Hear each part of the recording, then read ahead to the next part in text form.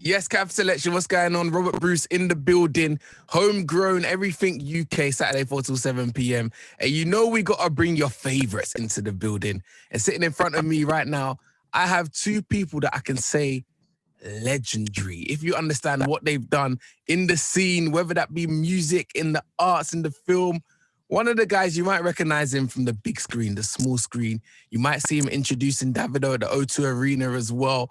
If I start to list the names of the things he's featured in, I'll definitely give it away. The Wire, Luther, Now These Little Girls, Beast of No Nations, Idris Elba, and on the screen in front of me as well, someone that has seen this UK music thing really go from the origins of what we see today from way back there, man. We was watching him on the screen before we even knew what it was going to be. Before I even knew this job was possible to be allowed for me to be in this studio. Wavy Boy Smith in the building. What's going on, lads?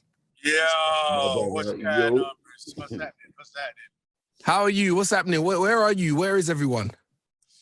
Yo, I'm in England right now, man. I'm in England and literally driving through the countryside. I could tell you're in England. Them grey skies look familiar, boy. Wavy, where are you?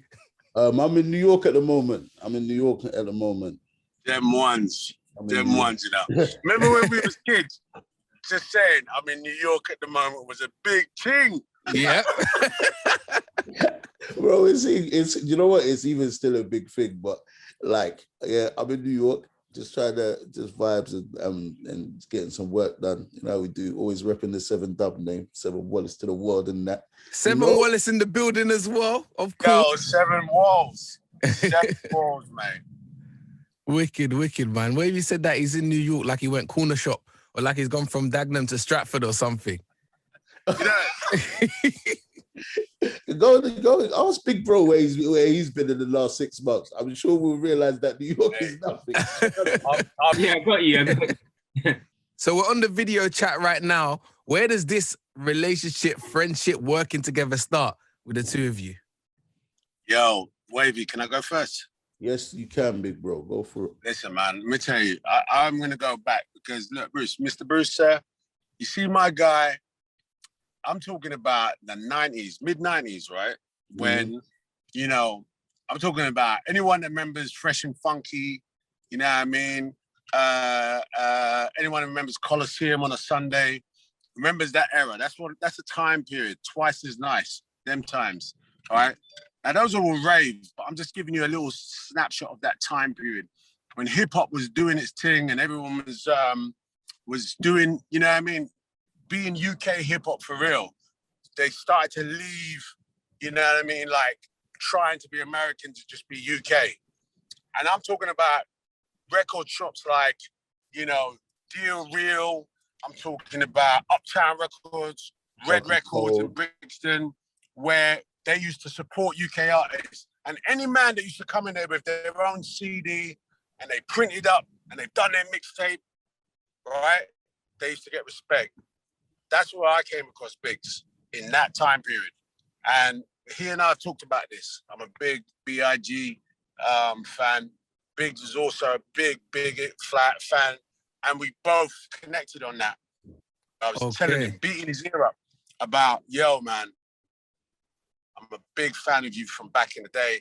And he was like, yo, I've heard bits and pieces of what you're doing, but I love you for the culture. So that's how we started like linking, and we got to a place where we could actually make music together. And I think like the first session we ever had together, we made light work. First session, first song. For real. First session, first song. I mean, like, it's very easy to come here and try to make things seem not as they are, but like Driss that's just Big Bro. I ain't gonna lie to you. There's been nothing more seamless in life. Because I told him I've been a big fan from Wade, like just been a big fan of his in general. And got to big up Rachel, you know what I mean? You would know her as Baby Blue, that's my A&R. And like went in to have a meeting with her and I'm like, yo, I'm a big fan. And as soon as we didn't even make music first, we just went into the studio and we're just chopping it up, just on a regular one. Just chopping it up, me and Driss, just chopping it up. And we're just talking about these times and it just led into music. So it's a mad, seamless thing. It's a genuine friendship. Do you understand? When and he's a very busy man. I aim to be as very busy as him, but like even the sessions we do, like, you know what I mean? You get to go out the country, we work here, we write here. I just see him and he writes and he'll pick up a guitar and he'll strum a guitar and he'll go and sing and he'll go. Like it's Seven Wallace, like it's definitely a family and it's definitely a talent orientated thing. So everybody kind of pushes each other and it's seamless. And when I need advice, big brotherly advice, he's on the end of the dog and bone, like, yo, my bro, answers every single time. Yeah. I mean, and that's not only in music, that's in life in general. Like, big bro, I need some advice. I'm thinking of doing this. Big bro, I'm my weight loss thing, how do I document it? And do you understand? That's his big bro, you know what I mean? Just is what it is. No, that's sick, man. And this is exactly what we need. Like, I feel like talking to the both of you, it's like I'm looking into the future and there's aspirations and there's dreams and there's a way of transferring information and knowledge, which is really good. What about musically for the start of your careers as well? Because as I said at the beginning, Biggs, you've seen from them times, and even Idris has given more context to what it was now. How have you guys seen things change through your careers in music to where we are today? Big bro, you want to take this one first? Yeah, go for it, man. You know what it is? I'm seeing the best period in my career right now, like over the last 3 or 4 years, because we've seen the origins, and I remember when UK music was all about getting the deal, and then we've learned things about independence and the quality of music has generally improved, and so many people, so many UK artists have come through to smash barriers continuously, so it's hard not to be inspired by that. It's hard not to be inspired by that. Like, so from the beginning, it was a dream, or you done it because you loved it, and that was just that, you loved it. And then it got to the level where the dream started coming to fruition, like, hey, we can make a living off this. And I've just seen, Rob, I've seen your beginnings to now. And it's just a wonderful thing. John, some people that you would see at an event or something, now on Capital XTRA or now on other stations, it's just a beautiful thing in general. So I've seen it change massively, and it's all gone in the right direction, I'd say. Yeah, man. I have to say, like, you know, just not to come across as, you know what I mean, but man's gonna call me unks right now, so it's okay because I can talk from a place of like life experience. But it's not until we accepted ourselves, real talk, that the world accepted us. You get me? And that's something that I see happening musically, culturally, is that, you know what I mean, as a minority in England, you know, and we were doing the best to fit in. It wasn't until we had just accepted ourselves for who we are in our new environment that the world started to accept us as, you know, culture, as a culture, you know what I mean, a real culture. And I think that has expressed itself in music a lot. As an actor, I mean, I went out to the States and played Americans, and, you know, I'm very thankful for the opportunity, but it wasn't until I played Luther that the world knew who I was. And it's because I played a Black detective who I am. And you know, I that's quite a bold statement to say, but it's the truth, you know, in sense, you know, you have to accept yourself as who you are in your purity before you get people to accept it. That's why, like, when you talk about hip hop is an American thing, comes from the Bronx, New York, you know what I mean?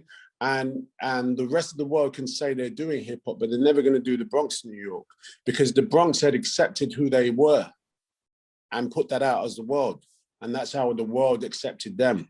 And then everything else is an emulation of that. But that's okay, because, you know, you can be a version of hip hop. You can, like the UK is, we are a version of it because we accepted who we are. And this is what we talk about. This is how we rap. This is how we speak. This is the things that are part of our culture, and they're part of our drum. You know what I mean? Facts. Yeah, that's very powerful stuff. Even take that a step further, it's accepting who you are, and also a connection of the diaspora. That's another thing that makes Seven Wallace feel like it's just my home, because I've always pushed being Nigerian, born in Britain, as from the Flygerian. Original Flygerian. Original. Something that I created because I've always been proud of my heritage, right? Yeah. So accepting where you were, it's an incredible thing because you can take every little part of who you are and push that because it makes you unique. So like Idris is my first name as well. So you understand? That's what we were saying. Who do you speaking to, Big Idris or Little Idris? Yeah. So what Big Bro said was absolutely spot on, and that's when you start getting accepted. It's a fact. It's Robert Bruce here, Capital XTRA. What's going on? Homegrown Saturday 4 till 7 p.m. Wavy Boy Smith, Idris Elba on the video chat. We're just talking about your musical origins, yeah, and something that sort of links you to as well, that's come around full circle, is the Afrobeat sort of world. And I know you, Idris, my first introduction to you musically was the VIP Selfie remix. I think my inner Afrobeats crew are going to have to remember this one for me. Yo, the Selfie remix. You know, the crazy thing is, yeah, I was in Ghana making Beast of No Nation, innit? And I was out there for like 3 months. And just towards the end of the movie, we were shooting more in Accra. And Reggie Rockstone, the OG himself, who just at that time joined VVIP, all right? Because they're an old group and Reggie jumped on with them. And he was like, yo, Idris, man. And like, he's a New York head, right? He started his career in New York and works with a bunch of artists, the KRS-One, like Q-Tip, a whole bunch of people, right?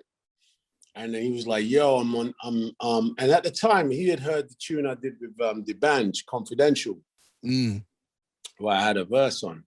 And he was like, yo, I didn't know you spit like that come studio. So I was like, what? Really?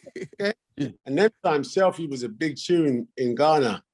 So then he was like, yo, you want to jump on a remix? I was like, bro, don't have to threaten me with a good time. Where's the booth? That is sick, man. And Wavy, what have you seen like the influence of Afrobeats in UK music as well? I mean, come on, man. I'm in New York right now, and I'm driving around every day just hearing Afrobeats from Africa, Afrobeats from the UK, just getting thumped on the radio every single day, Hot 97, and it's crazy. And the influence is incredible. And obviously me being Nigerian, me being the Flygerian himself, I've always tried to incorporate that into my music from the get-go, working with LD The Don, Nate OC, Ice Prince, super early. Super early. Do you get me? Working with these guys super early. So big up my brother Bizzle. So man, I just love it, bro. You know me, I bleed green, white, and green. You know what I mean? I had to come out here and find the first Nigerian restaurant, obviously within my calories and that, you know how it goes. But yeah, I was slapping a goosey in Brooklyn yesterday. So you know how it goes. I love it. I'm here for it, bro. Nice to see that sort of global takeover as well. And from the both of you, who are you feeling now in the UK? Who are you saying like, yeah, they're one we need to watch? Who are your favorite artists in the UK right now? I mean, go on, big bro. No, you go, man, because you know me and names. Yeah. I feel everyone, bro. It's hard to even segment anyone that's putting in one. And it seems like a vague answer, but when you do this for long enough, you start realizing you got to respect everybody's hard work, man. I swear it's not easy, and it wasn't easy. It's never going to be easy. So I just respect anybody doing their thing. Do you understand? No matter what generation. I mean, whose music was I listening to recently? I was listening to a guy called Jesse Elvis. He's like, he used to be known as Faith SFX, but he beatboxes and sings in like a Motown way. And I was listening to a song of his the other day, and I was like, yo, this guy's got a wave as well. So that's who I was listening to most recent. Okay. Yeah, man. I mean, I like Disturbing London Camp is doing some nice bits, you know what I mean? Tiny's got his things going over there. Then everyone's on Digger. I like Digger actually, even though, you know what I mean? Like, as a rapper, I just think he's, you know what I mean, he's fly.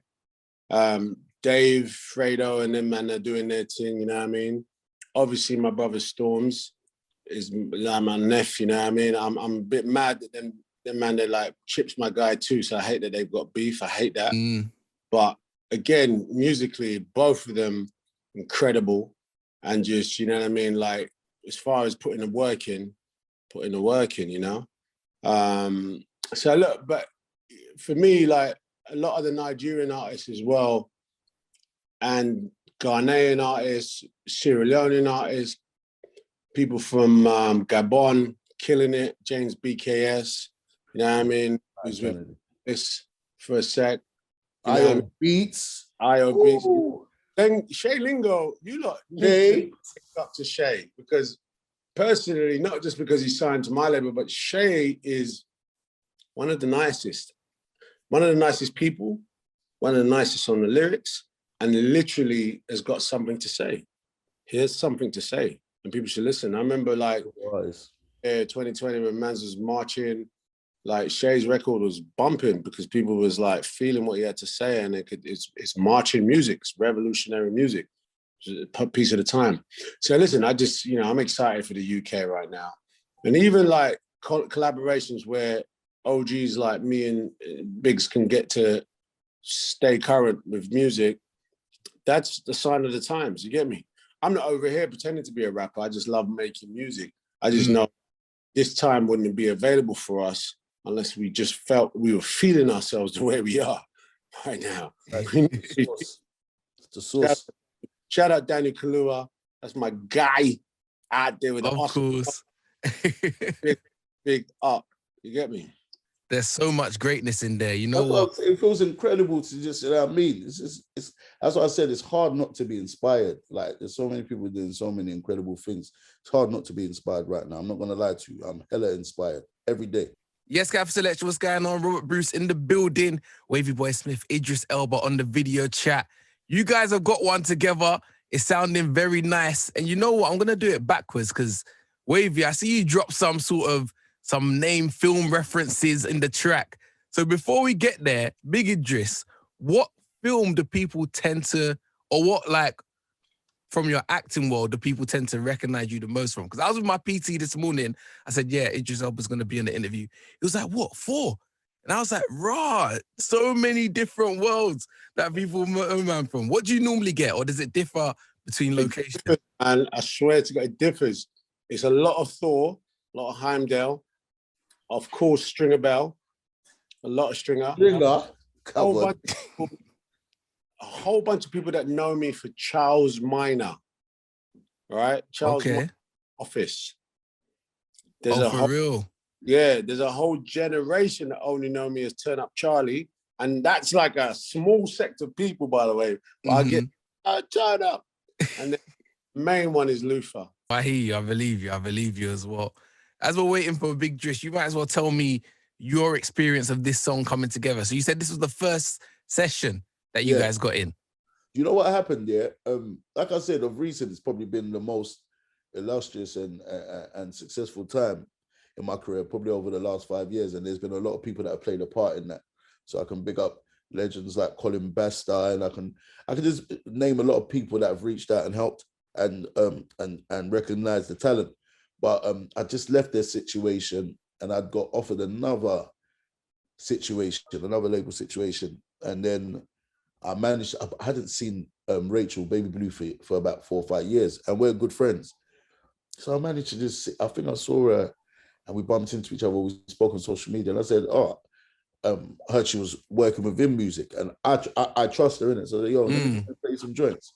And from then, obviously understood the setup, and we just realized that it was the right home for me. And then from then, it was like, okay, cool, let's get this situation done. And then it went into the first session with Big Bro, and like I said, it was just beyond hospitable, man. It's like, do you understand? When you're just the same type of people, go in there, vibe, laugh, drink, just enjoy yourself. And then we just made the light work joint, and we made another joint on that day. And he's back, Big Bro. When you're free, when we get this, we see what it is. 7 Wallace. We've got joints, bro. This is why I sit here and I'm so calm. This is why I could be in New York after. We have got joints, bro. Like, I'm very humble, but I just want to let man know we have got tracks are coming. Incredible music, bro. We have got joints. You got music. We don't stop. Sorry, I got cut off, man. I'm in the jungle out here. You know what I mean? No worries, no worries. We hear you, man. We hear you. We were just talking about the light work joint, and even as you're joining us back, you might as well give us context to the song as well, because the film's out on Netflix too. Very powerful. What I love about film, and I was going to even ask you guys the importance of film and music and stuff, like the education we can get from watching these stories. Sometimes we'll never be across it because we're not taught in schools. What's the context to where this song has come from? Man, look, you know, in terms of the film, right, I think that's a great point, Mr. Bruce, in the way that, you know, when you tell people stories and you can describe flavors, you can describe environments, personalities, right? The way light work comes into this film is a particular moment.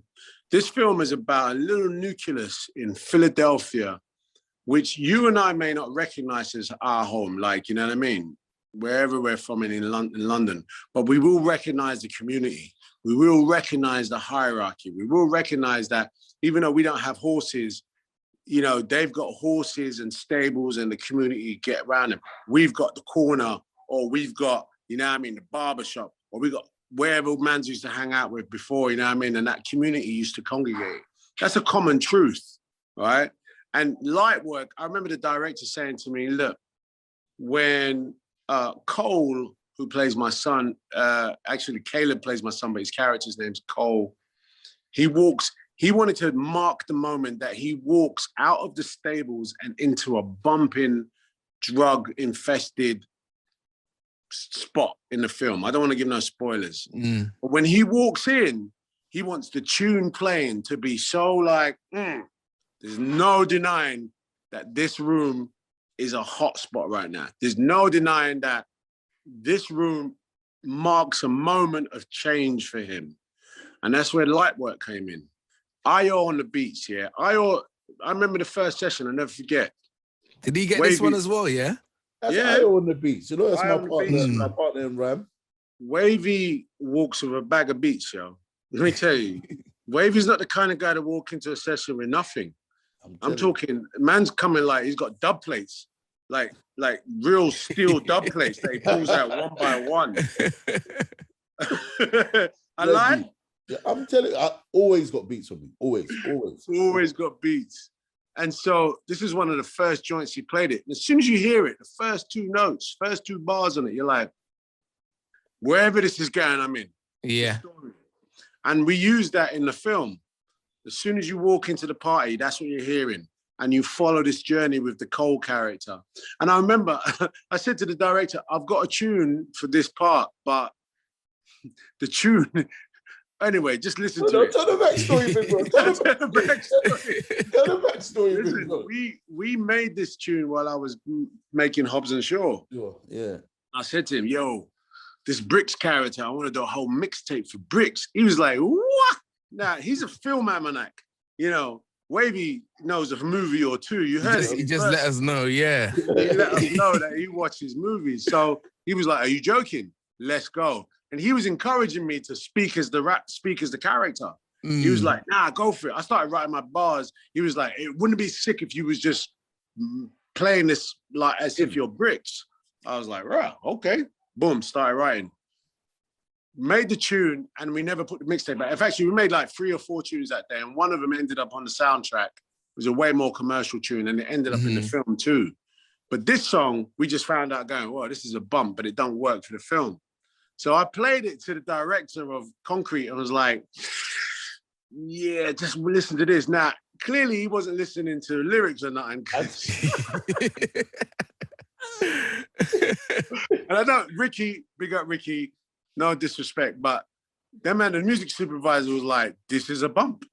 I don't care what they're talking about, it's a bump. If it slaps, it actually is a song that comes from a different movie. But listen, there you go, man. That's the beauty of creativity right now, because even though the verses relate to something else that I did, when you're literally, this ain't nothing heavy, this is light work. The actual theme of the song really relates to Concrete Cowboy at the moment Real talk. that his cousin, Cole's cousin, takes him into that party. And he's like, hey, relax, man. This ain't nothing heavy. This is light work. You know what I mean? And it really works in the movie. And now, like, I'm so thankful that, like, you know what I mean? Like, radio's picking up on it. You know what I mean? People are just like, yo, this is quite a bump. For me, this is a summer banger. Like, it's also a motivational banger as well. It's kind of the kind of song that you throw this in the gym, you are pumping weights. Nah, it's 100%, man. We gotta see a light work challenge video from Rob. Definitely. You wanna see one, yeah? I put one up. I put one up on TikTok, if I can say that. I put one up. Light work challenge. Light work, nothing heavy challenge. So Big Bro's done one. I've done one. So it's just doing what you do best. That, you know what I mean, and putting that. You can make easy. Yeah. All right, that is cool. I could definitely cook something up for you guys. Yeah, you know what you should do? You should do a mad, complicated link, and then run the bars, look at camera, and wink, and then You've given me the idea. I'm gonna send that video straight to you, man. Straight to you. I love the way you talk about the song, and even it's a great introduction to the film for everyone that's listening right now. Make sure you check out Concrete Cowboy. And we're going to get into the song. But before we get there, thank you very much for hanging out this afternoon. Wavy, you first. What's next? What's happening? What's the plan? There's so much going on. I'm even working as we speak. And there's a lot of music has been recorded and it's done. Have an EP ready to go. Me and Big Bro got another joint on there. Next single loading already.